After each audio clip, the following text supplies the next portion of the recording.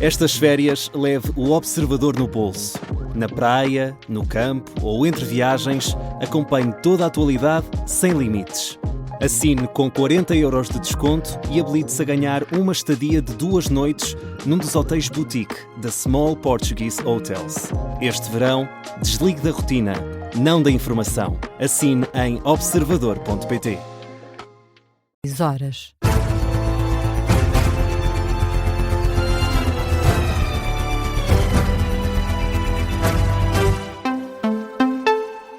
As notícias com Carlos Pedro.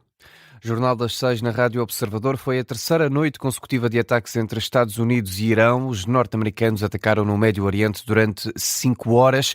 Donald Trump ainda acredita num acordo. O Comando Central norte-americano confirmou que a última vaga de ataques durou 5 horas. Foram atingidos sistemas de defesa costeiros iranianos, bases de mísseis e drones e capacidades marítimas. Ontem, o presidente norte-americano prometeu bombardear fortemente o Irão. Mais tarde, já com os ataques em curso, Donald Trump falou aos jornalistas na sala oval da Casa Branca para dizer que os bombardeamentos vão continuar.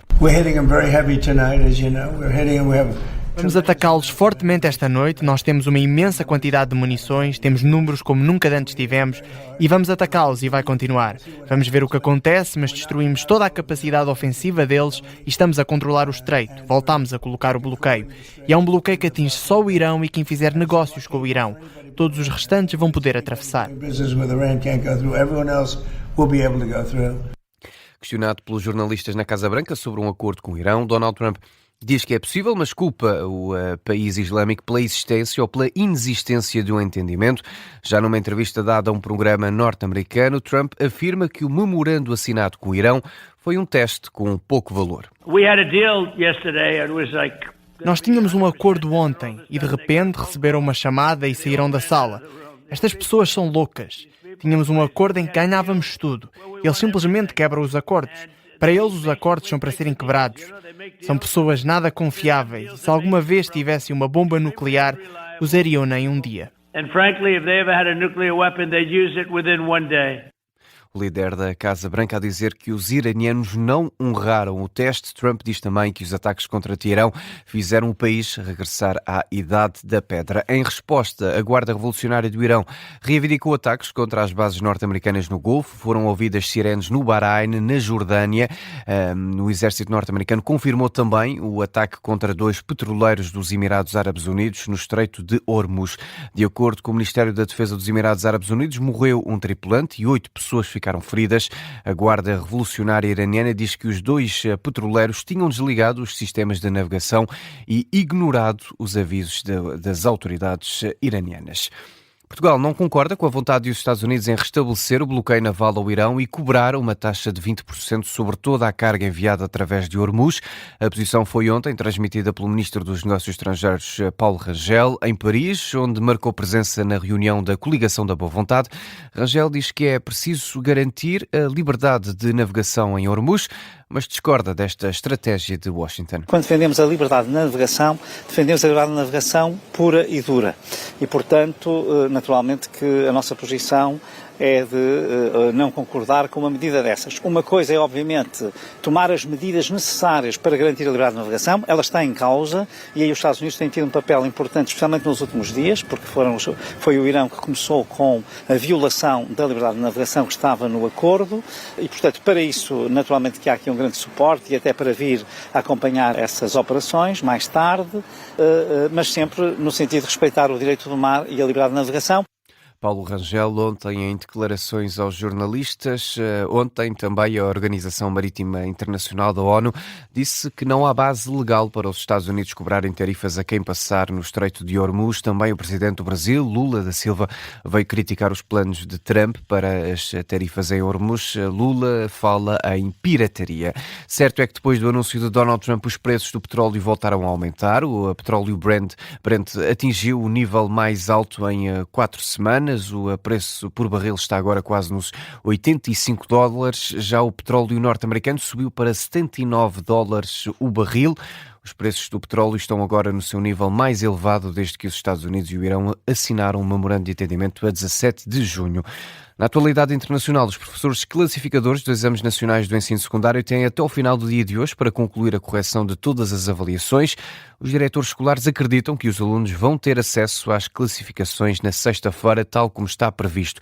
Fernando Alexandre reuniu-se ontem com vários organismos do setor de educação e no final do encontro, o presidente da Associação Nacional de Diretores de Escolas Públicas, Filipe Lima, mostrou-se confiante. Nós estamos a um dia do término dos professores, portanto, acabarem o seu trabalho e por esse motivo, e também pela percentagem que parece ser elevada, 95% dos itens neste momento estão corrigidos, levam a crer que, de facto, nós no dia 17 possamos fixar as pausas. Por esse motivo. Portanto, é esse indicador que lhe dá essa esperança? É só esse indicador que me dá essa esperança, com certeza. Uma esperança que eu acho que é reforçada, mas temos que esperar pelo dia 17. Na mesma também ver para crer. Eu quero ver as pautas fixadas nas escolas. Acho que é uma grande vitória das nossas escolas, se isso acontecer.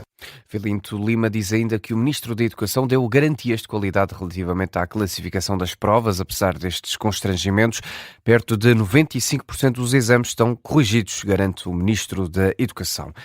E a Ministra da Saúde quer esclarecimentos do INEM sobre a morte de um homem na Vila das Taipas, em Guimarães. O INEM anunciou no domingo que vai averiguar por que motivo foram enviados os bombeiros voluntários de Guimarães, que estavam a 14 minutos do homem de 48 anos que estava em paragem cardiorrespiratória na Vila das Taipas. Isto quando os bombeiros da Vila das Taipas, se fossem ativados, demorariam apenas entre 3 a 5 minutos a chegar à vítima. O caso aconteceu no sábado e ontem, questionada pelos jornalistas, Ana Paula Martins diz que está à espera das explicações do presidente do INEM. O INEM está a avaliar essa situação, exatamente perceber porque é que não foram os bombeiros de Taipas e teve que ser acionado quer a VMER, quer a outra unidade, digamos, de uma corporação de bombeiros mais distante. Certamente que o presidente do INEM muito rapidamente virá explicar o que é que se passou e eu acho que é importante ouvirmos aquilo que o presidente do INEM tem para dizer. Um pedido de explicações feito a Luís Cabral, líder do INEM, pela Ministra da Saúde, Ana Paula Martins. O Chega vai pedir a admissão do Ministro da Administração Interna no debate do Estado da Nação, marcado para esta quinta-feira, em causa as alegadas ameaças feitas por Luís Neves ao partido e a polémica em torno dos contratos adjudicados pela Polícia Judiciária à empresa de um empreiteiro próximo do governante. Ora, André Ventura entende que Luís Neves tem respostas a dar. E na quinta-feira o Partido Chega terá a oportunidade, com a mesma frontalidade com que aqui exigiu estes esclarecimentos, dizer ao Primeiro-Ministro que este Ministro da Administração Interna não deve continuar enquanto ameaçar jornalistas, mesmo que nós não gostemos desse jornalismo. Não deve continuar enquanto ameaçar líderes da oposição, mesmo que nós não gostemos desse estilo de fazer política. E que o Ministro da Administração Interna não pode querer um regime para si, diferente de todos os que exige para os outros políticos em Portugal. É a nossa democracia que está em causa. O líder do Chega diz mesmo que as suspeitas sobre o Ministro da Administração Interna devem ser esclarecidas antes do debate do Estado da Nação e denuncia medo por parte dos partidos políticos. Já sobre as alegadas ameaças de Luís Neves ao Chega, André Ventura não tem dúvidas e diz que as imagens são incontornáveis. Este domingo o Ministro recusou ter ameaçado André Ventura durante o debate quinzenal de 27 de maio.